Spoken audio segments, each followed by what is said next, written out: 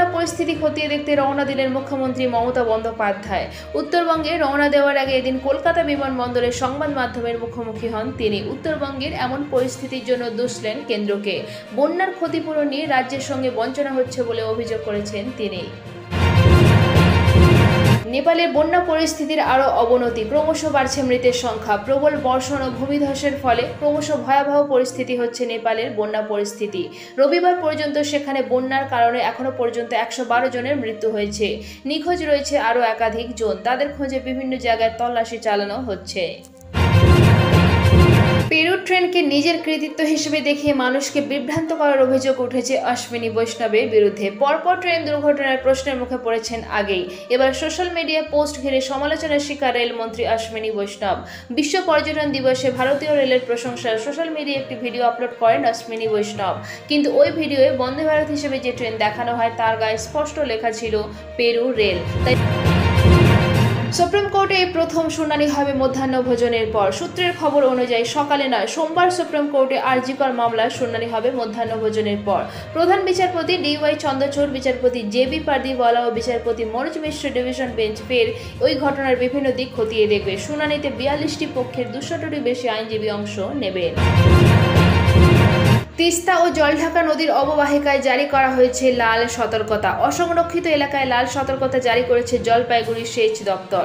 পাহাড়ের পাশাপাশি সমতলেও চলছে লাগাতার বৃষ্টি। এর ফলে হু হু করে বাড়ছে তিস্তার জলস্তর। প্রশাসনের তরফে তিস্তা নদী সংলগ্ন এলাকায় চলছে মাইক প্রচার।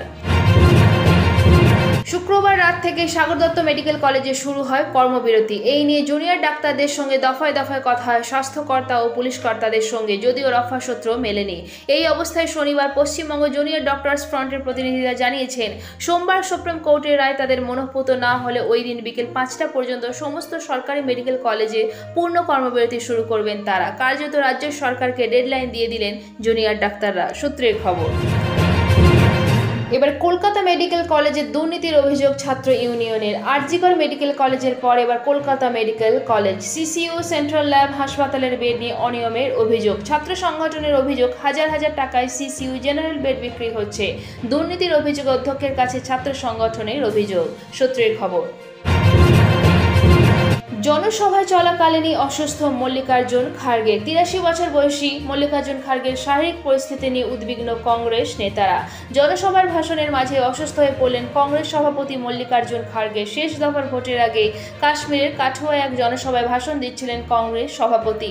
হঠাৎই অসুস্থ বোধ করেন কংগ্রেস সভাপতি। তড়িঘড়ি ডাকা হয় চিকিৎসককে।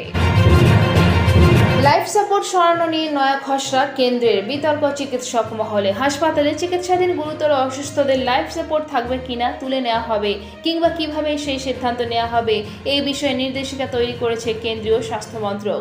সেই নির্দেশিকার একটি খসড়া প্রকাশে এসেছে, যা নিয়ে চিকিৎসক মহলে বিতর্ক তৈরি হয়েছে। তবে এই খসড়া নিয়ে সাধারণ নাগরিকরাও নিজেদের মতামত জানাতে পারেন, সূত্রের খবর। আবহাওয়ার পূর্বাভাস, আগামী কয়েকদিন দক্ষিণবঙ্গে স্বস্তি। বজ্র বিদ্যুৎ সহ বিক্ষিপ্ত বৃষ্টি হলেও আপাতত ভারী বৃষ্টির কোনো সম্ভাবনা নেই। সকাল থেকে মেঘ রোদের লুকোচুরি চলছে। কলকাতা সহ কয়েকটি জেলায় কখনো কখনো 2-1 পশলা বৃষ্টি হচ্ছে। তবে বুধবার থেকে বাড়তে পারে বৃষ্টির পরিমাণ। এদিকে ভারী বৃষ্টি না হলেও বৃষ্টিতে ভিজবে পুজোর কলকাতা। অন্যদিকে উত্তরবঙ্গে দুর্যোগ অব্যাহত। দার্জিলিং, কালিম্পং, জলপাইগুড়িতে জেলায় ভারী বৃষ্টি। কোচবিহার, মালদা, 2 দিনাজপুরেও বৃষ্টি হবে।